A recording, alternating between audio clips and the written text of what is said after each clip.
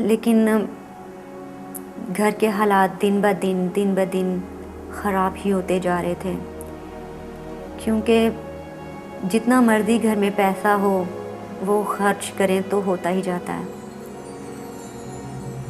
تو نوکری چھوٹنے کی وجہ سے گھر میں پیسوں کی بہت کمی ہو گئی اور گھر کے حالات دن بہ دن خراب ہوتے گئے، یہاں تک کہ نوبت فاقوں تک آ گئی، کیونکہ جو میرا زیور تھا، جو گھر کی جمع پونجی تھی، جو قیمتی اشیاء تھی، وہ ساری میں نے نوید کے علاج پر خرچ کر دی تھی، بیچ کر گزارا کیا تھا۔ میرے لیے ڈوب مرنے کا مقام تب تھا کہ جب میرا بچہ بھوک کے مارے بلک رہا تھا اور میں اسے کھانا نہیں دے سکتی تھی۔ میرے بچے نے مجھے کہا، امی مجھے بھوک لگی ہے، تو میں نے ایک دیگچی پر پانی چڑھا دیا اور اس کو ڈھانپ دیا۔ ڈھانپ کر پانی کو میں یہ کچن میں بیٹھی سوچتی رہی اور پریشان ہوتی رہی کہ میں کیسی بد نصیب ماں ہوں کہ اپنے بچے کی بھوک نہیں مٹا سکتی، اور یہ میں سوچ کر پریشان ہو رہی تھی کہ گھر کا گزارا کیسے کریں، کیا کریں۔ خیر، اتنے میں میرا بیٹا آیا اور مجھے کہا کہ امی مجھے بھوک لگی ہے۔ میں نے اسے دلاسا دیا کہ بیٹا ابھی کھانا پک رہا ہے، تمہیں میں دیتی ہوں، تم اوپر جاؤ، جا کر بیٹھو۔ بچہ تو یہ دلاسا سن کر چھت پر چلا گیا، لیکن میرا تو کلیجہ ہی پھٹ گیا اپنے بچے کی حالت دیکھ کر۔ ایک ماں کے لیے اس سے بڑی اور کیا آزمائش ہوگی کہ اس کا بیٹا بھوک کے مارے تڑپ۔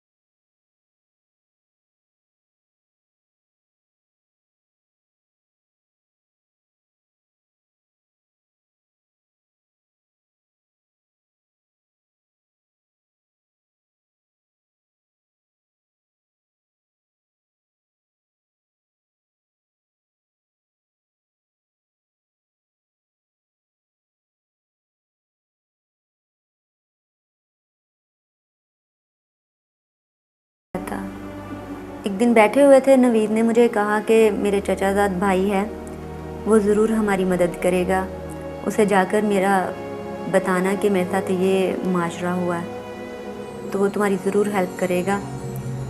میں اس کے کزن کے گھر گئی، جا کر میں نے اسے ساری داستان سنائی۔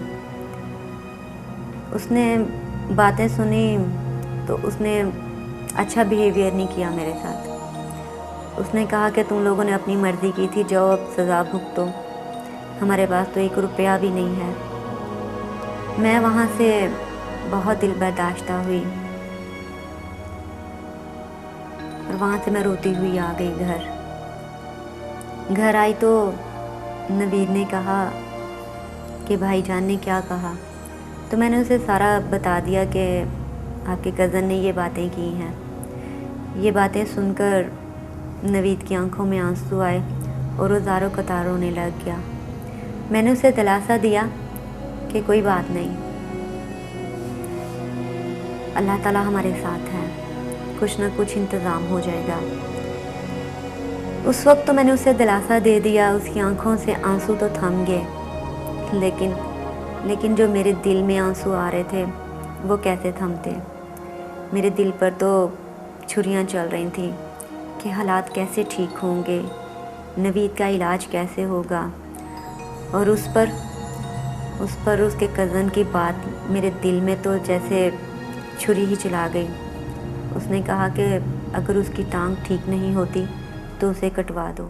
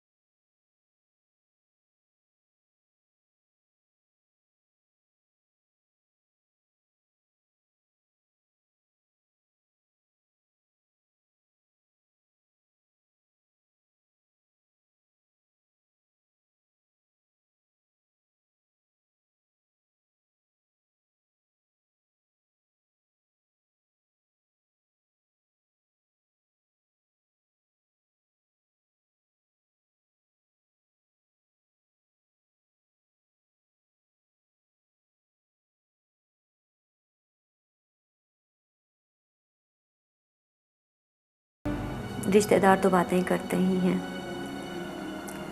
میں نے یہ باتیں سنی ساری اور خون کے آنسو پی گئی، لیکن میں دل میں بہت زیادہ پریشان تھی۔ میں نے نوید کو دلاسا دیا کہ کہیں نہ کہیں سے انتظام ہو جائے گا پیسوں کا۔ محلے میں سے بھی میں نے، جس سے میری واقفیت تھی، ان کے گھروں سے پیسے لیے ہوئے تھے۔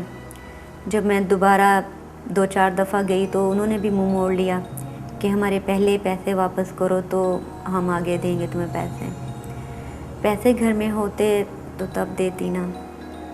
اسی اسنا میں ہمارے محلے کی ایک دکان تھی، اس پر میں سودا سلفے نکلی گئی۔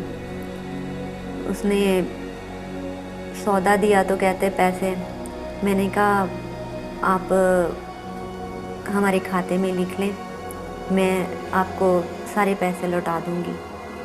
تو انہوں نے کہا نہیں، پہلے تمہارے طرف 6 مہینے کے پیسے نکلتے ہیں، وہ دو تو پھر آگے تمہیں سودا دوں گا۔